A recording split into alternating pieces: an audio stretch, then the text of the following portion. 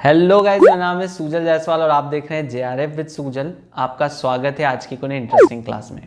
18 जून को आपका एग्ज़ाम होता है। बहुत से बच्चों का एग्ज़ाम अच्छा जाता है, कुछ का अच्छा नहीं जाता, लेकिन फिर भी 19 तारीख की शाम को एक खबर आती है कि आपका एग्ज़ाम कैंसिल हो गया है। फिलहाल अगर मेरी बात करूं तो मैंने तो ये सब पहली बार देखा है कि एग्ज़ाम हो रहा है यूजीसी नेट का और अगले दिन एग्ज़ाम कैंसिल भी कर दिया जाता है। लेकिन अब सबसे बड़ी बात यह है कि एग्ज़ाम कब होगा ताकि हम अपनी प्रिपरेशन कर सकें। ध्यान रखिए, एनटीए जो नीट पीजी की एग्ज़ाम लेता है उसे कैंसिल कर दिया गया है। सीएसआई नेट की जो एग्ज़ाम होती है उसे कैंसिल कर दिया गया है।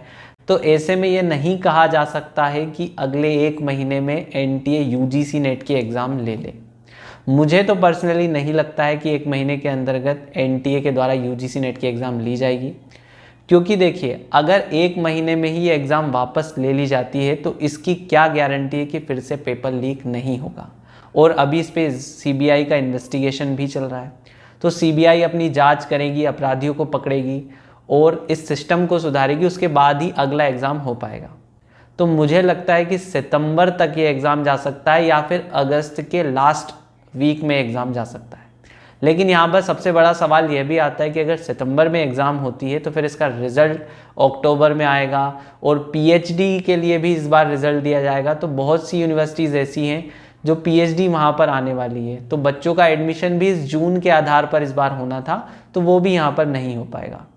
तो हायर पॉसिबिलिटी एक ये भी है कि दिसंबर के साथ इस एग्ज़ाम को मर्ज कर दिया जाए, क्योंकि पहले भी कोविड के दौरान ऐसा हो चुका है कि जून और दिसंबर के एग्ज़ाम को कई बार मर्ज किया गया है। और एक बार तो ऐसा हुआ था कि एनटीए ने एक ही साल में 3 बार एग्ज़ाम ले लिया था, मार्च में, जून में, फिर दिसंबर में। तो कुछ भी पॉसिबिलिटीज़ हो सकती है। एनटीए का कुछ नहीं कहा जा सकता है, वो पेपर लीक भी करा सकता है, वो अच्छे से एग्ज़ाम भी ले सकता है, वो एक साल में 3 बार एग्ज़ाम भी करवा सकता है, वो चाहे तो एक साल में 1 बार एग्ज़ाम भी करवा सकता है। लेकिन अब आपको क्या करना है? मैं कहना चाहता हूँ कि आप अपनी पढ़ाई को जारी रखिए, क्योंकि देखिए अगर आपने अभी पढ़ाई छोड़ दी और सडनली एक नोटिफिकेशन आता है कि अगले 10 दिनों में आपकी एग्ज़ाम है, तो फिर आपके साथ मुश्किलें हो सकती है। इसलिए मैं कहता हूँ कि धीरे धीरे आप पढ़ते रहिए, चीज़ों का रिवीजन करते रहिए। ये मान के चलिए कि आपका एग्ज़ाम 20 जुलाई को होगा, उसके आधार पर अपनी प्रिपरेशन कीजिए। 20 जुलाई तक तो आई एम श्योर कोई नया नोटिफिकेशन आ ही जाएगा कि एग्ज़ाम कब होगी कब नहीं होगी। अगर 20 जुलाई को भी ये नोटिफिकेशन आया कि 1 अगस्त को आपकी एग्ज़ाम है, तो आपके दिल में ये मलाल नहीं रहेगा कि मैंने तैयारी नहीं की।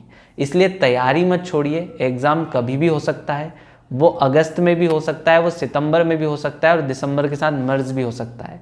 लेकिन हमारी प्राथमिकता यही होनी चाहिए कि हम ये मान के चले कि हमारा जो एग्ज़ाम है वो जुलाई एंड में या अगस्त स्टार्टिंग में होगा।